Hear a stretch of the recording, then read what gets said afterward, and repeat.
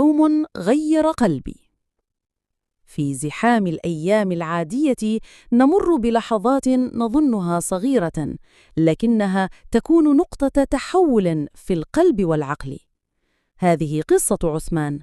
في أحد أيام الشتاء استيقظ عثمان متأخراً. كان يشعر بالضيق والملل. لم يرد أن يذهب إلى المدرسة ولا حتى أن يسلم على أحد.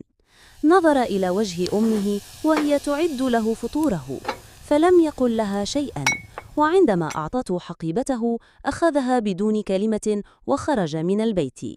في المدرسة لم يجب عثمان أسئلة المعلم ولم يضحك مع أصدقائه كما يفعل كل يوم.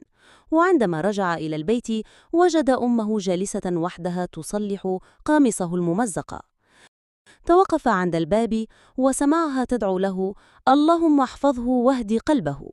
صوتها كان خفياً، ولكن كل كلمة فيه كانت كالسهم تصيب أعماق قلبه.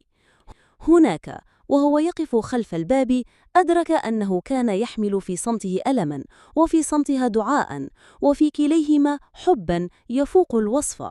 ذلك الدعاء الصادر من أعماق قلب منهك كان أكثر صدقاً من 1000 كلمة.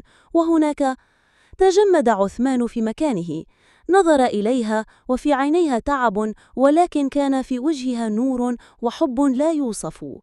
دخل إليها وجلس بجانبها، قبل يدها وقال بصوت منخفض: يا أمي، أنا آسف. بكت أمه بكاء هادئا وقالت: يا ولدي، أنت نور قلبي. في تلك اللحظة فهم عثمان أن الحياة لا تقاس بالملل ولا بالمزاج، بل تقاس بمن يحبنا ويخاف علينا. ومنذ ذلك اليوم صار عثمان أكثر حبا وطاعة لأمه، وأكثر امتنانا لكل شيء صغير كان يتجاهله من قبل.